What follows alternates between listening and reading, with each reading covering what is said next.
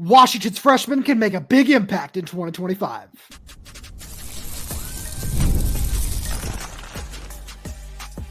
You are Locked On Huskies, your daily podcast on the Washington Huskies, part of the Locked On Podcast Network, your team every day. Welcome back into another edition of the Locked On Huskies podcast. I'm Roman Tomashoff. That's Lars Hanson. He's site editor with Athlon Sports Inside the Huskies.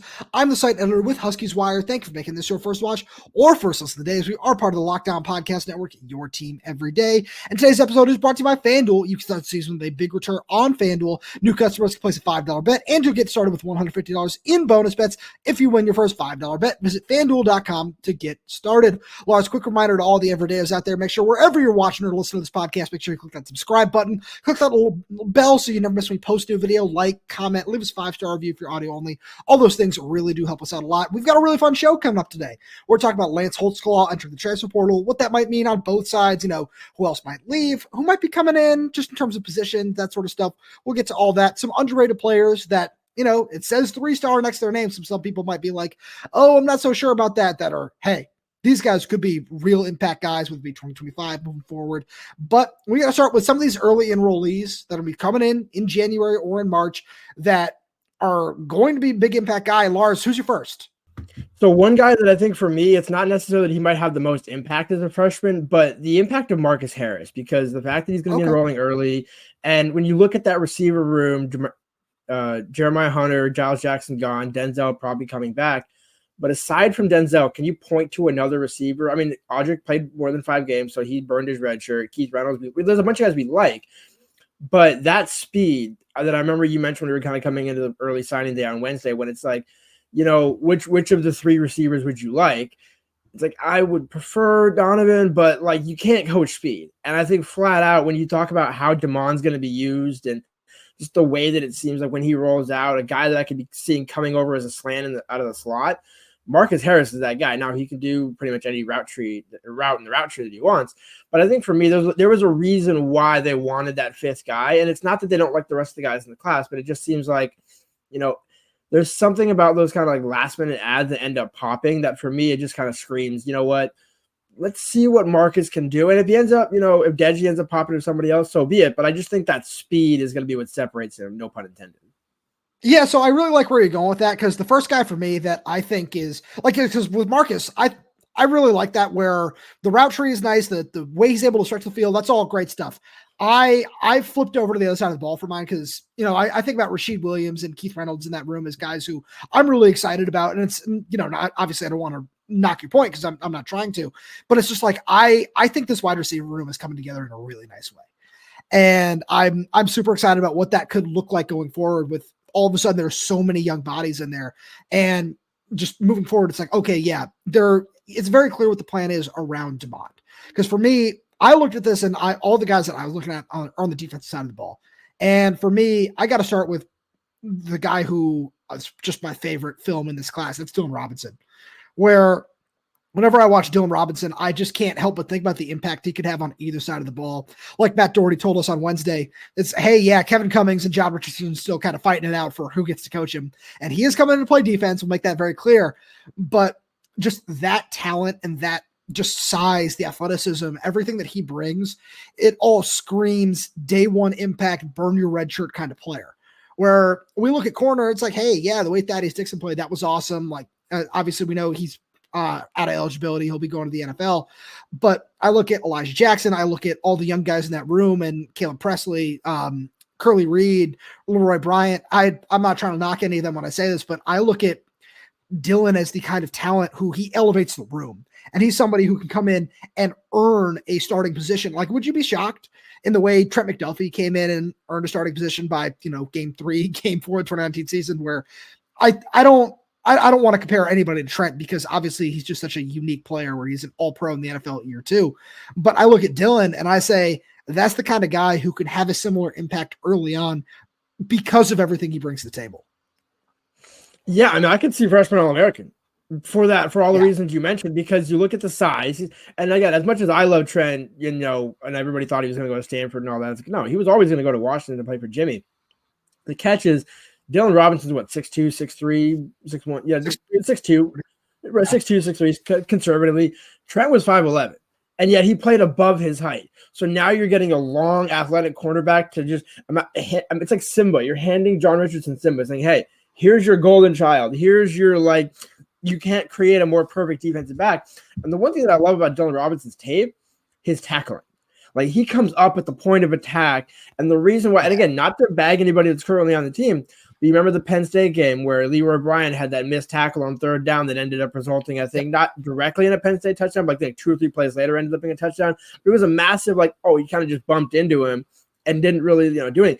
Dylan Robinson's the guy who's he's going to bring you down. And I think that, to me, and also bringing that mentality to the room. And then Prysock on the other side of the ball, he's like, hey, I got to level up my game. If we got a freshman All-American over, not that he's not going to level up either way, but it's just there's a mentality about it that when you bring in great players, everybody else wants to be great around you. Rashawn Clark, any number of those young guys in that room. So it's not that those guys won't also get playing time, but you just look, he's got the perfect size, frame, length, twitch, everything to say, if he can stay healthy, again, health aside, if he can, make that impact, especially coming in early, I don't see why he couldn't be a freshman All-American.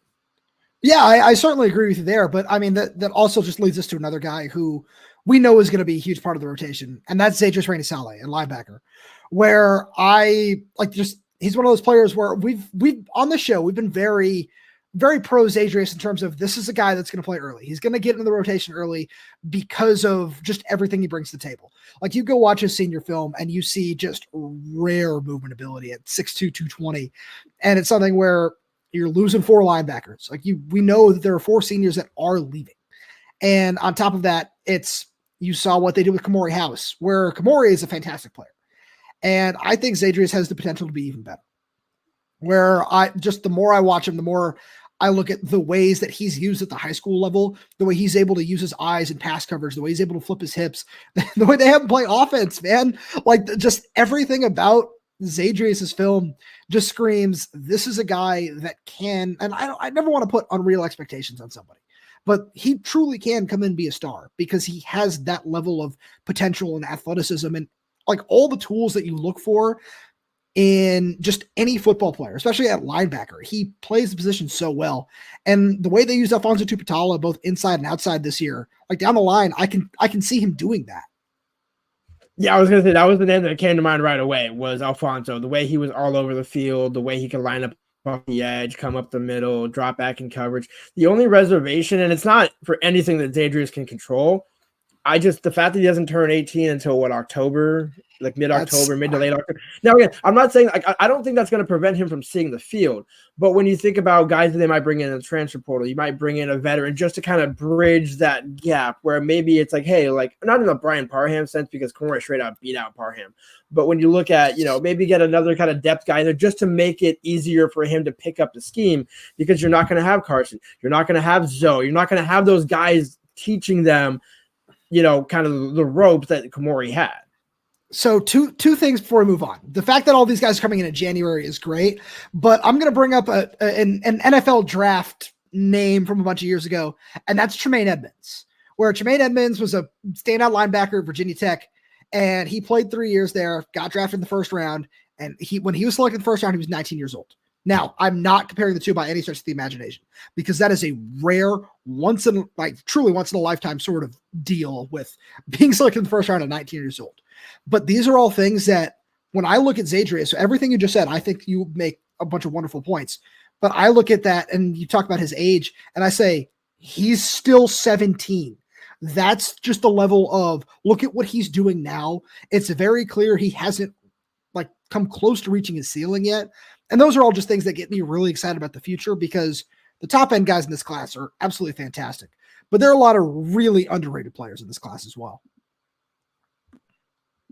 which we'll get to right after a message from our friends over at Mint Mobile, because I love a great deal as much as the next guy, but I'm not going to crawl through a bed of hot coals or try to talk football with an Oregon fan just to save a few bucks. It has to be easy. No hoops, no BS. So when Mint Mobile said it was easy to get wireless $15 a month with the purchase of a 3-month plan, I called them on it. Turns out it really is that easy to get wireless $15 a month.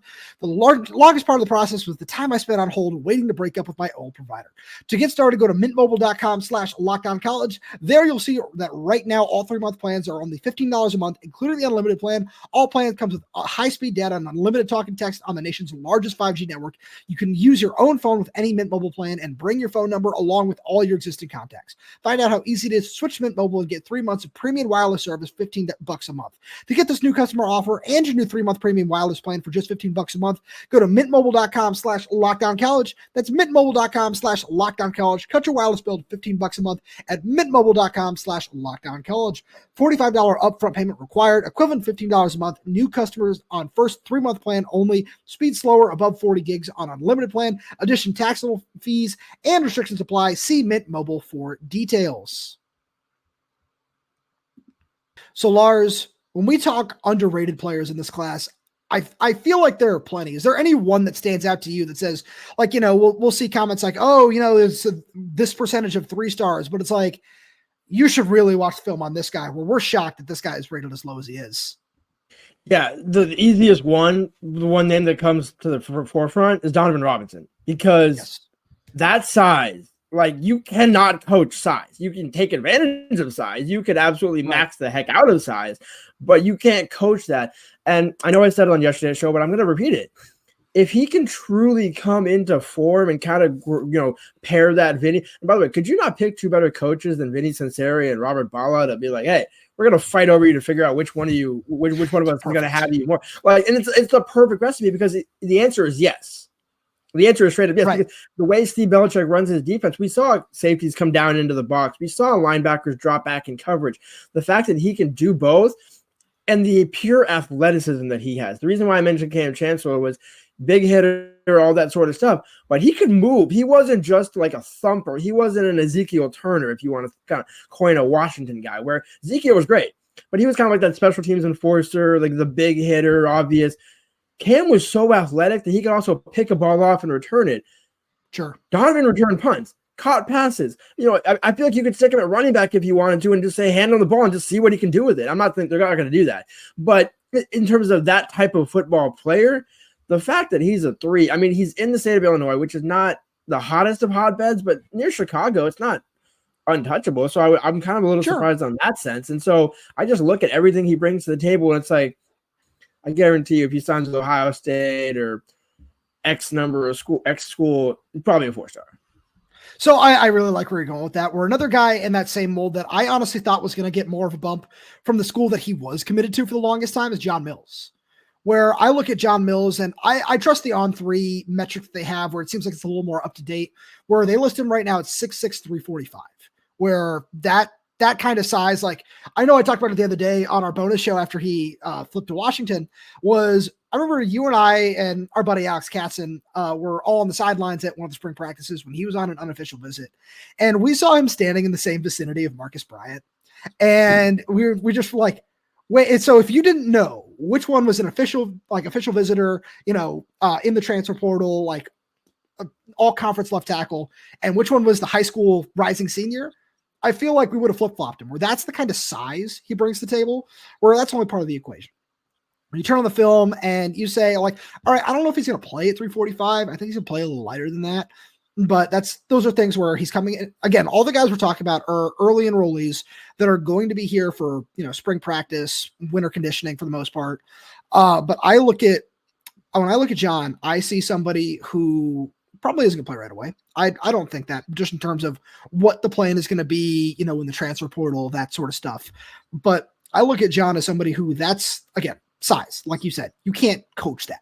That's just, it is what it is. And with John, he's got the movement at that size too, especially if he, is able to play around 320, 325, I want to say.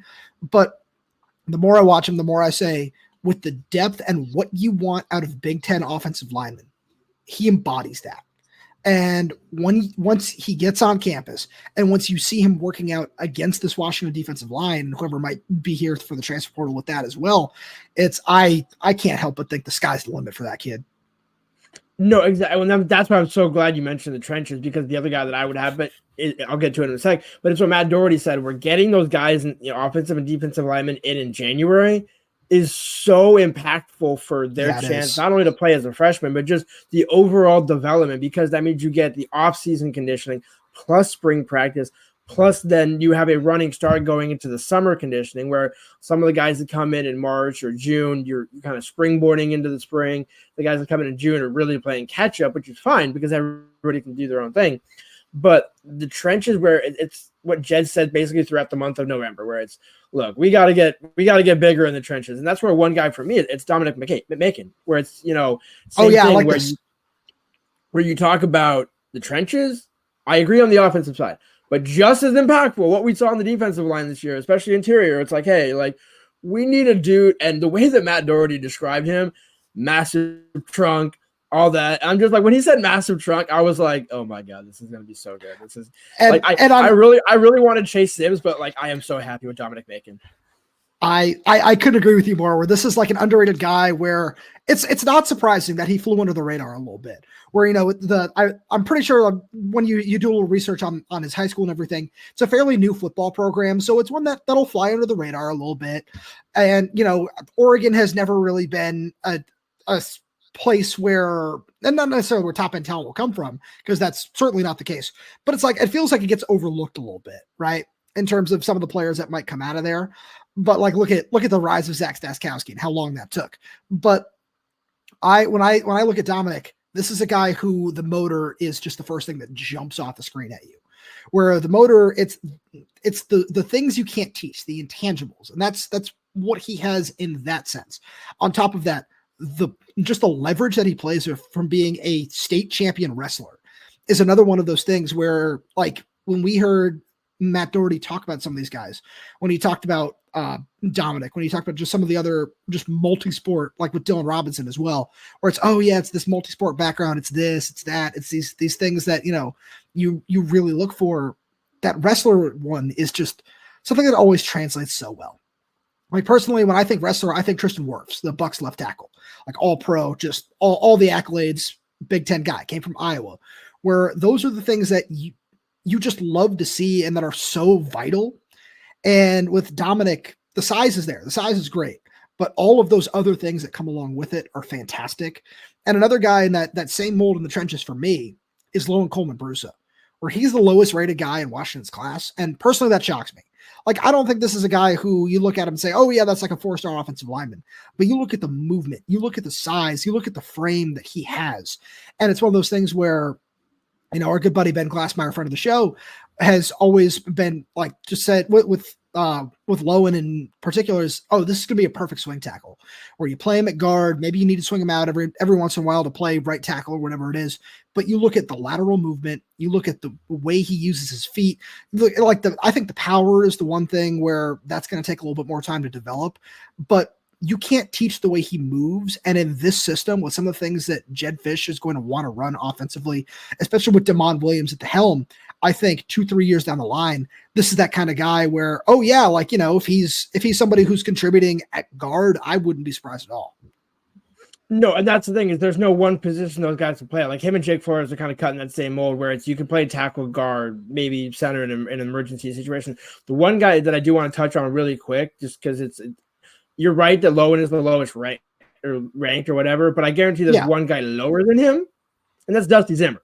Because I'm glad we're having this conversation. But again, just a short conversation. We don't have to go too long into it. But this is worth noting because it does kind of also signify you're changing to an Aussie style. Maybe you're making some special teams changes for everybody that's been clamoring, praying, like, hey, like, the punting was what it was this season, kicking was what it was. If you can flip the field with a dominant punter, that is good enough. Like that to me, like, again, he has 3 years of eligibility, so he's not just a 1-year rental. To me, this could be a significant, like, really under the radar. Like, wow, like, I'm not saying he's going to be like a Roy Guy Award winner right away next year, but like just the way 6'5", a 6'5" Aussie punter who's got athleticism to move and play it in the Aussie Football League, like, sign me up. Oh, absolutely. That's where I am too, where this is one of those ones where we looked at it, we were like, oh, well, this, like, I remember you and I were chatting about this on Tuesday night, and we were just kind of like, oh, this makes things very different. And it's just one thing where you look around the league, the NFL, you look around college football, you've seen a lot of success from it. And the fact that he signed means he's going to be on scholarship. So we look at all those different things and you say, okay, yeah, no, this makes sense. And we see why you're going to go this route. And it's a great way to shore up special teams. And they're bringing in the walk-on from Carlsbad as well. Tyler Prashton is his name, where you look at that and you go, okay, all right, there's a lot to work with now. And it's certainly a very interesting step with where this program is going in that regard. But Lars, we got to spend some time with the transfer portal as well, which we'll get to right after a message from our good friends over at FanDuel. Get ready to tackle the NFL action with FanDuel, America's #1 sportsbook, because right now new customers can bet $5 and get $150 in bonus bets if you win. FanDuel Sportsbook app gives you everything you need to place live bets on the NFL all in one place. So when you get a hunch in the middle of the game, you can check out the latest stats, view live play-by-play, and so much more on the same page where you place your bets. Just visit FanDuel.com to join today. You'll get started with $150 in bonus bets if you win your first $5 bet. That's FanDuel.com. Never waste a hunch. Make every moment more with FanDuel, an official sportsbook partner of the NFL. Quick ones that we've been hitting on all season long. The Lions to win the NFC. Love that one. Josh Allen, MVP. Jaden Daniels, Rookie of the Year. You should go check out all those futures odds and so many more over on FanDuel. Lars, fun new graphic, portal chatter, because we got a lot of it. First one is unfortunate news is Lance Holtzclaw decided to enter the transfer portal. Just a quick 10-second thing. This is a guy who I really love covering through the high school ranks and everything. Somebody who grew up in Boston, and Lance and me, as all the Everdeers know, I went to school out there myself. He was just a fantastic part of this program. We wish him nothing but the best. And let's bring this into the on-field, where this was a really crowded edge room. So he's the second edge to transfer out following Maurice Himes, where we're not necessarily shocked that there's been some attrition in the room. And it's something where I'm really curious to see where this goes, because with Lance, it's very obvious that he's looking to make an impact. And that's, Maurice obviously feels the same way, where there are so many, players at the position and only so many snaps to go around. So seeing guys transfer out of that room is not shocking. But what I'm really curious about is where the coaching staff goes from here along the defensive line. Yeah, well, and I mean, because you don't necessarily need an edge transfer. You might, because again, you have Durfee potentially coming back if healthy, like Jedd said. Jacob Lane. The thing that's interesting about Lance is fifth on the team in pressures, but had only 114 total snaps all season. So it's he was one of the more effective guys. But it makes me think back to the Jaden Wayne transfer last spring or last year, where you get him back from Miami with multiple years of eligibility, a little bit longer, a little bit. I can't say more athletic, because again, the dunk over Liberty was, I can't say somebody's more athletic if you can dunk over somebody like that. But with that being said, it's more like, okay, how are you going to allot this? Where are you going to allot the scholarship? Because you have so many guys in that room. You don't need to necessarily go get an edge transfer. You maybe could go get a run edge, you got to set the edge in that sense. But to me, it's almost like just coach up the position and maybe use that position, that scholarship at linebacker, or maybe a defensive tackle, where, there's some other options where it's hey, there's some actual needs here. Whereas if you lose two edges and then you add one, it's kind of like, what are we doing here? So I agree with you in principle there. I do, but in the same vein, there's one guy out there right now that I look at and I say, if that's who you want to bring in, I understand. And it's somebody in a very similar mold to Lance. This is Deshaun Warner, where this is a guy who took an official visit to Washington with the last staff under Kalen DeBoer, and seemed to really be considering Washington before he chose Kansas. And then he just exploded late in that cycle. I believe he finished in the top 75, I want to say, of 247 Sports' rankings. So that's a guy where it would be, in terms of fit in the room, I see it. It might be more of a long-term thing where he redshirted at Kansas this year.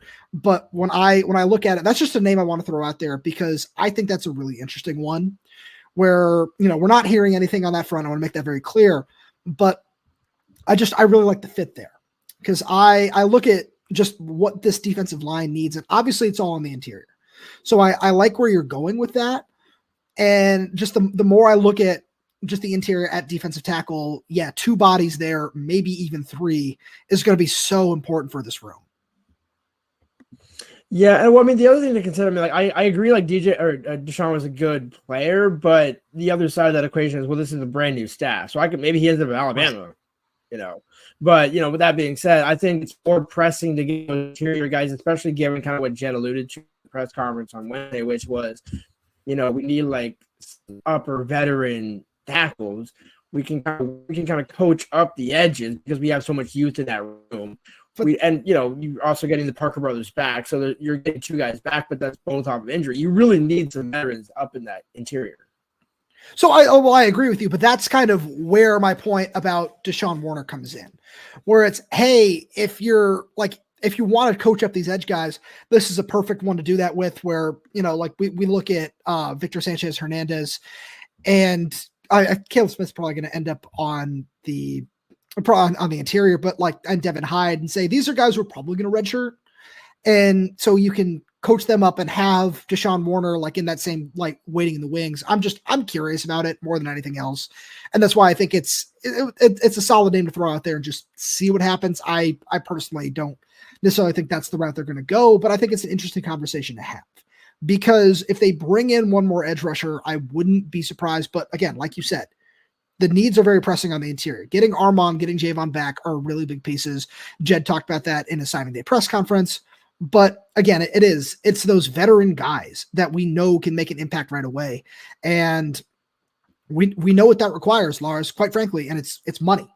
It's money, because some of these players need that. That's what they're looking for. They're looking for a way to come in and make an impact that is also going to benefit them. And we heard what was said on the Colin Cowherd podcast about Washington is ready to spend. Washington is ready to go all out to get some of these guys in the room. And I'm dreaming big.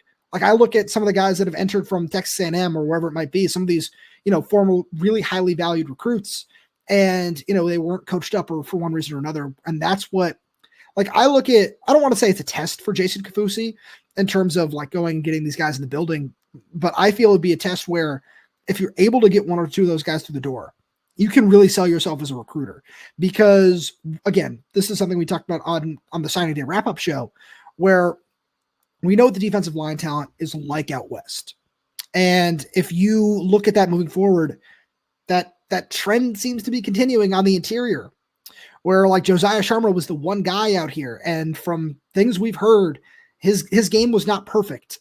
And you can take that whatever way you want, just from sources that we have, that those are just things that we've heard. And this is a guy who was at Washington, then commits to Oregon, then commits to Texas, ultimately signs there. But it's just, that's a trend that's not changing, where even that was literally the only 4-star guy out west in this recruiting cycle. So if you want to go and get those big time impact bodies, which is something, we've seen our everydayers clamoring for in the comments, we've seen it on social media. That's a really important thing. You're going to have to go into these other areas to pony up for that. And if you're able to get 1 or 2 of those, those transfer guys and coach them up like that, that could go a long way towards doing it. You say, hey, we bring in Jaheim Otis is the player we've been referencing, just in terms of hey, that's the prize. You want a player like that. If you're able to bring in a Jaheim Otis, we're just going to keep using that example, and coach him up and make him really productive and get him drafted wherever it might be, all of a sudden you've got a selling point. And you combine that with taking a Caleb Smith, hey, things get pretty interesting.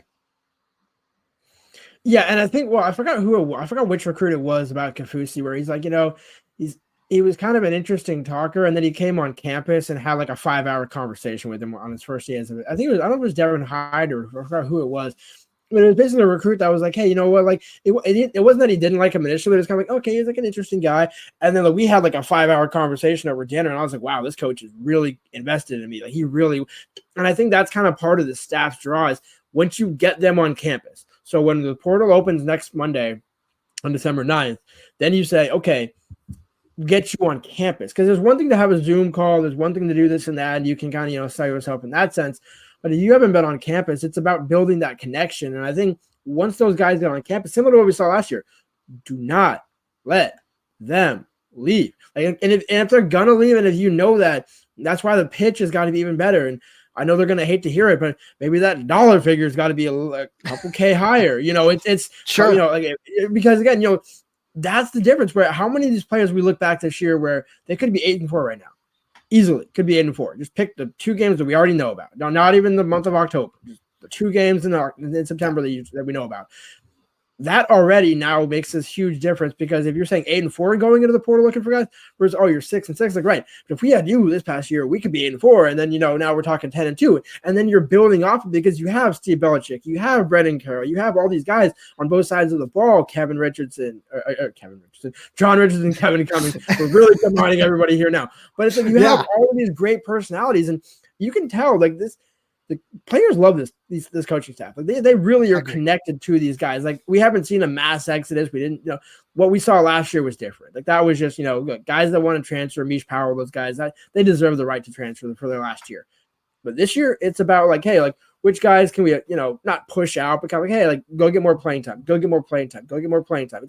We want to look out for your best interest. That's how good this staff is. Like they're actually looking out for Himes' best interest, for Lance's best interest. Exactly, because it's like, look, we coaches can lie, but okay, we want to keep all the talent we want, but it's like, no, look, you deserve to play. You deserve to be a starter. You deserve to be Devon Banks. Go start somewhere. And then, still make it to the league. Do what you want to do. But we haven't really heard what we heard from Kalen about the underclassmen, shall we say, where it's like, they don't really care. It's like, no, Jedd plays a bunch of freshmen on both sides of the ball. Like the proof is in the pudding. So if I'm a senior and I'm saying, hey, I got one more year, or I got a sophomore with 2 more years left, I want to go to the league, why not go play for a former defensive coordinator in the NFL whose one thing that he didn't have was interior defensive lineman? Right. And that's the biggest question, right? Where like the name you're referencing in terms of, it's Marcus Bryant, where we talked about it a little bit earlier, where that's like the one where it's like, oh yeah, if you had paid whatever, where that's what was said. If any everydayers out there haven't gone and checked out the Colin Cowherd podcast, it was, it was a really quick 30-second thing, but it was like, hey, Washington didn't spend the way that, it seems like they might have, and they were saving it for this year. So you can read into that however you will. And this is just what college football is at this point. But I look at that and I say, all right, I don't think Washington is going to want to get outbid. So just moving forward, especially on the interior of the defensive line, let's see what that looks like. And there's going to be a lot of that over the next couple of weeks. The best way for the everydayers to make sure that they're up to date on all of that is right here. But make sure they hit subscribe wherever they get this podcast. But it's also by clicking on the little insider link down below and joining us, because whenever we hear stuff, rumors, recruiting stuff, whatever it might be, we're dropping it down in there. They got the opportunity to chat with us one-on-one. So many fun things. We're doing an insider Q&A really, really soon, and all that. It's a free 2-week trial. After that, it's $4.99 a month. So make sure you go check that out. That's down in the description below. Lars, as always, thank you so much for being here. Thank you all the everydayers tuning in. We really do appreciate your support. And please make sure you continue to show that support by hitting subscribe wherever you get that podcast, whether that's YouTube, Spotify, Apple Music, Amazon Music. We're there. We're everywhere. We're updating the channel with new content every single day. So make sure you click that like button, click the little bell so you never miss when we post a new video. If you have any questions, comments, concerns, drop them right down below in the comment section. And if you're audio only, please leave us 5-star reviews. It does help us out a lot. Thank you so much for tuning in, and we'll talk to you on Monday.